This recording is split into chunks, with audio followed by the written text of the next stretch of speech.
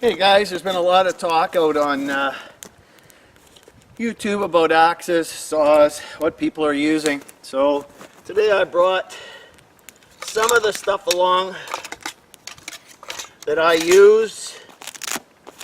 Of course, everything has its own place and time.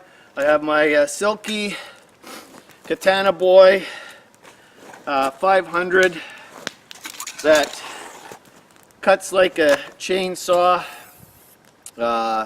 This thing is an amazing saw.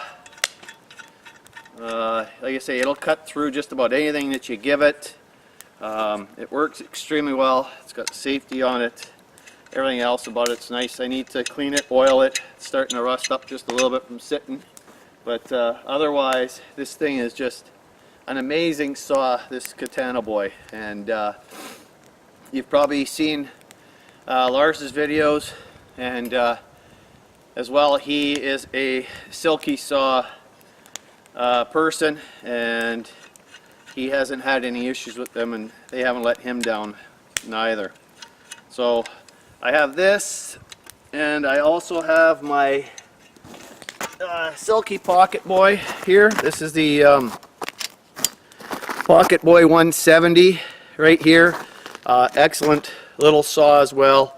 It cuts quite well. It comes in a little plastic case here for it, for on your belt or your pack. And once again, an awesome little saw.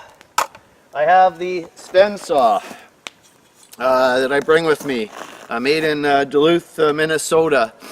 And this Sven saw is the one I take on most of the canoe trips. Everything folds in and unfolds, folds out, and this is the saw here, basically very lightweight, and this is the one I bring with me on the canoe trips. And I'll probably be bringing the Pocket Boy as well. I used to bring on all my canoe trips this Coglin here.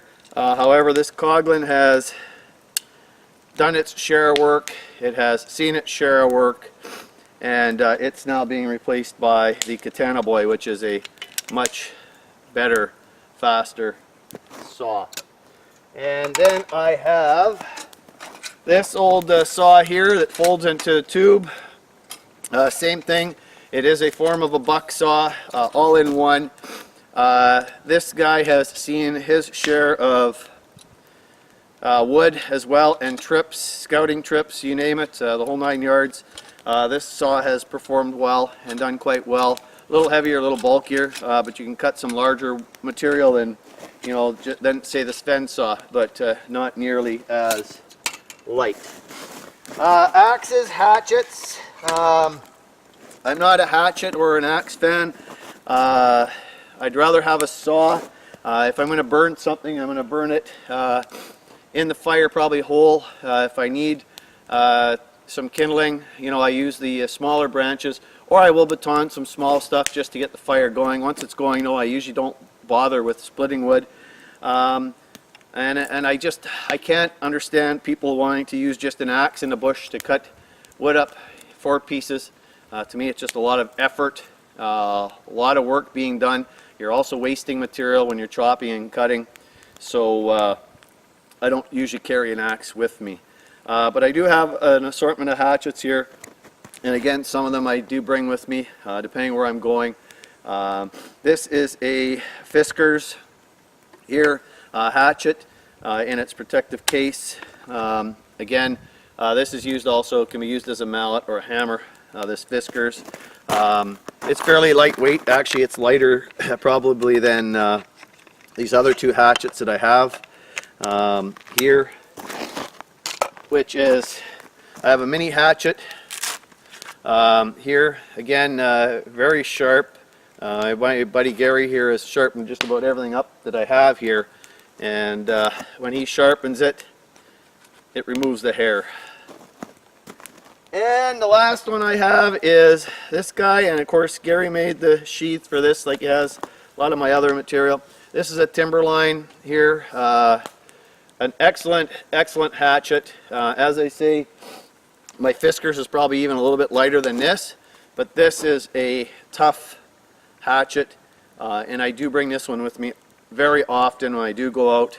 Gary made, as I say, the sheath for it. front of the belt, carry it in the pack or whatever works. So that's just you know, I just wanted to give you guys a look at some of the tools that I use, since there has been a lot of stuff on YouTube as of late. You know, discussing different saws, different axes and hatchets that people are using. So just give you a quick look here again.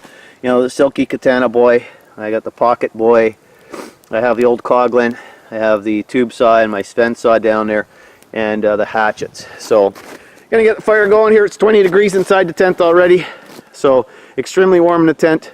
Gonna get this fire going and put the food on this fire outside in the coals, and then we're gonna have lunch, and once the water warms up, we're gonna have some coffee or some tea.